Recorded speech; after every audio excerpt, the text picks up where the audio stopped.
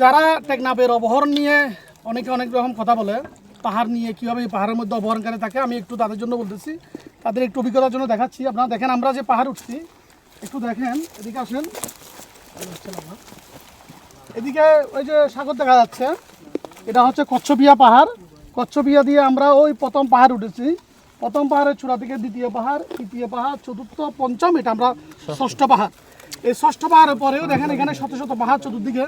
আমার এদিকে হাতের বামে 35 কিলোমিটার পাহাড়, এটা এদিক দিয়ে কক্সবাজার চলে গেছে। আর এদিকে দেখেন এটা প্রায় 12 কিলোমিটার, এদিক দিয়ে নীলা চলে গেছে। আর এদিকে হচ্ছে টেকনাফ। হ্যাঁ, চতুর্দিকে পাহাড় আর পাহাড়।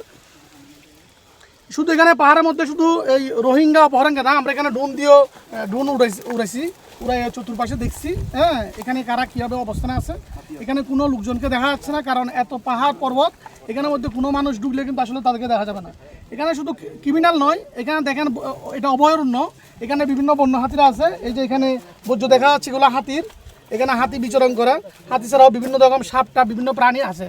এরপরেও টেকনাফের মানুষের জন্য এখান থেকে অপহরণ মুক্ত করার জন্য আমাদের মাননীয় এসপি স্যারের দিক নির্দেশনায়, সার্কেল স্যারের সহযোগিতায় এবং আমাদের অফিসার ইনচার্জ স্যার টেকনাফ স্যারের নেতৃত্বে আমরা এই পাহাড়ে প্রতিদিন অভিযান করতেছি। এবং আমরা যা কিছু বিনিময়ে হোক না কেন, এই পাহাড় থেকে আমরা অপহরণকারীদের, সন্ত্রাসীদের মুক্ত করবো ইনশাল্লাহ।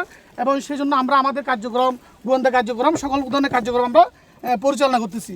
শুধুমাত্র এটা একটু দেখাচ্ছি, কারণ মানুষ মনে করেন একটা পাহাড়, মনে করে যে কচ্ছপেতে মনে করেন একটা পাহাড়ে মনে হয় অপরাধী রাখা। আসলে একটা পাহাড় নয়, যখন আপনি একটা পাহাড়ে উঠবেন তখন ওইখান থেকে শত শত পাহাড় আর পাহাড়। এখানে পাহাড় ছাড়া কিছু নাই, চতুর্দিকে শুধু পাহাড়।